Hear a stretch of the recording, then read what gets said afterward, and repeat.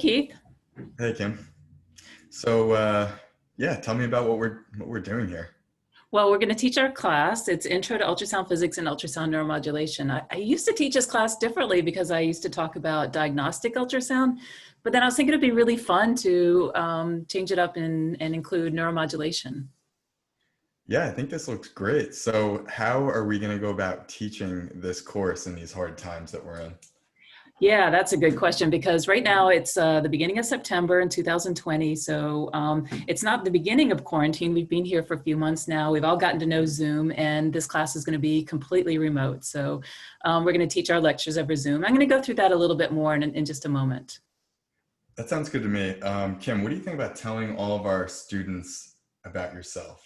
Yeah, okay. So Kim Pauly, and I'm at Stanford. I'm a professor. My primary appointment is in radiology. And so I have a background in diagnostic imaging and therapeutic applications. And then I also have courtesy appointments in electrical engineering and bioengineering. In the last few years, I've gotten much more into neuromodulation rather than the diagnostic imaging. And so that's why I was so excited to teach this class. How about you? So, Yeah. I'm equally excited, and maybe with a little less credentials than Kim. I am a postdoc at Stanford. I started here 2 years ago, and I sort of fought my way into the ultrasound neuromodulation group. And over time, I began designing new devices and collaborating with Kim and others. And if there's something special about this course, it's that Kim and I have always been high-level enthusiasts for neuromodulation. We could talk about it for hours. And when Kim came to me and said, "Hey, what do you think about teaching a neuromodulation course?" I said, that would be my dream. So I am here by the blessings of Kim inviting me to be a sort of co-host, and I'm excited to jump in. Yeah, and I'm really excited too because my background is more on the physics side and your background is more on the neuroscience side. And so I feel like we're a good complementary pair. So we should be able to have nice discussions about all this material. Yeah, we're hoping you guys, all of the students out there, enjoy sort of our banter and exchange, and feel free to leave in the comments and questions after each class. Maybe you don't like it, maybe you do. And we're going to try to incorporate you guys as much as we can. Yeah, okay, so let's start a little bit here and talk about sort of the logistics of the class. And then at the second part of the class, we'll talk a little bit more about the history of ultrasound neuromodulation.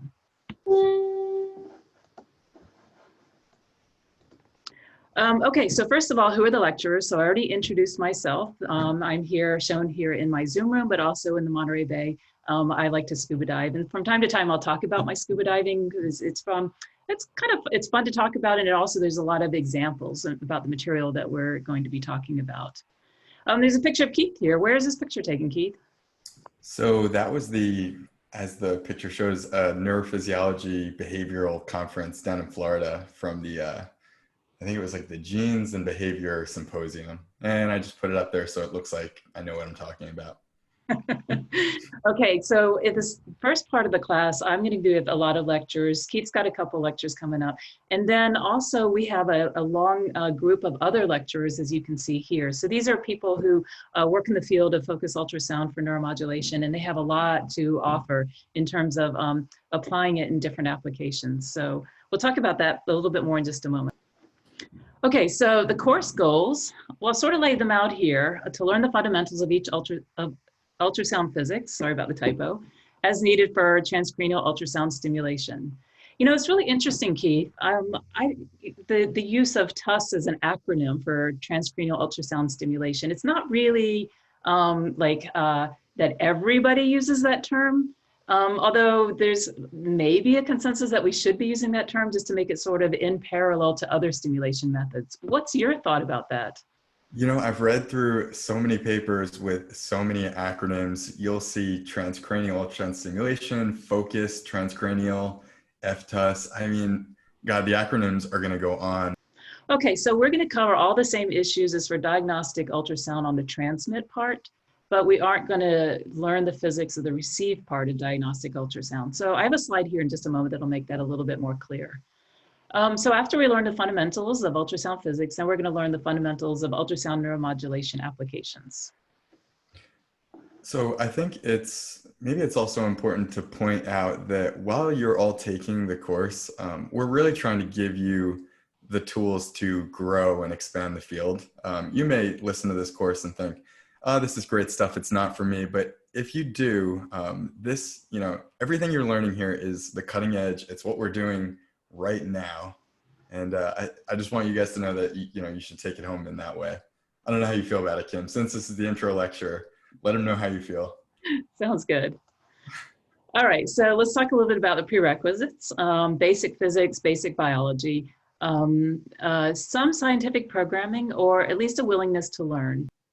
So generally, this is the outline for the course is 30 classes, 10 weeks, 3 classes each week. We have sort of set up in the beginning that we're going to have the physics. We're going to introduce the physics, and that's mostly me lecturing, and Keith's going to be here for each of those to keep me honest, and also keep me, trying to make sure that I keep talking about what's important in terms of applying this to neuroscience.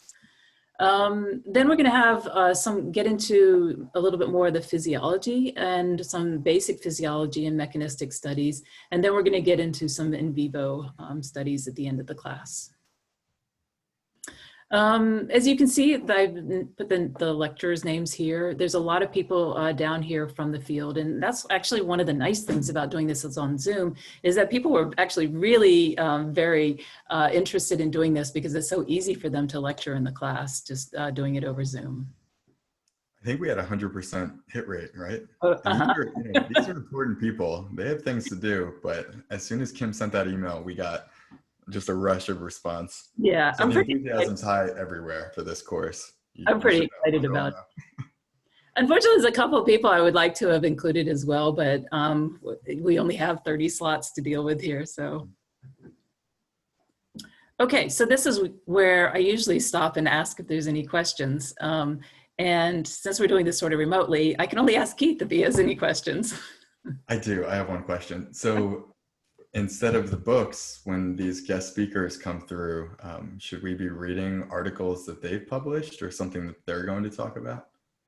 Yeah, so I'll ask them if there's some materials, papers that are sort of relevant to the lectures that they'll be giving. I'm not, sometimes, yeah, their lectures may be kind of a little bit more straightforward and understandable than the papers, but it'll be good for me to post those so that students have a chance to kind of look at it and get a sense of, just what is going to be discussed in the class.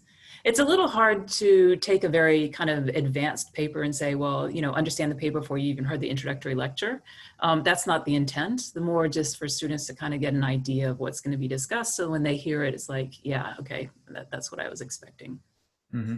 And I think it's good for everyone to know that Kim and I have agreed that, as many questions as you all have and post, we're going to try our best to integrate them into these lectures, since given the circumstances, nobody can actually be here in the class with us. So we'll do our best to make it feel that you're a part of it.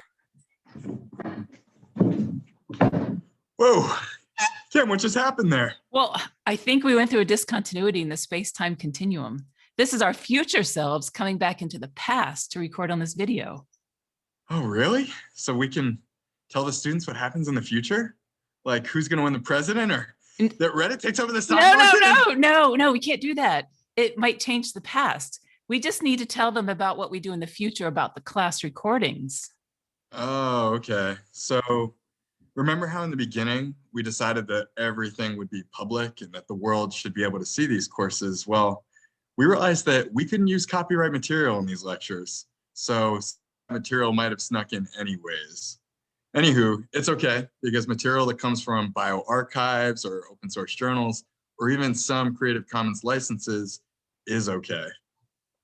And in some of the lectures, we had to blur out some of the copyright material. So there's a couple of lectures in addition that we had to omit altogether from the public playlist in YouTube. But I think that's about it with respect to the copyright material. And while we're at it, there are a number of lectures that will become available in the next couple of months that might still be of interest to students. Well, the past couple of months to us, but the next couple of months to the past. And yeah, sounds like a personal list movie. I've listed them here, and it has the IS2 website, and these are pretty good lectures. So the only last thing I think we should do here is just really to thank all the lecturers. And I also really want to thank you, Keith, that it was really great to have you on board here with the class. Yeah, and an honor of a lifetime. All right, thanks to the class.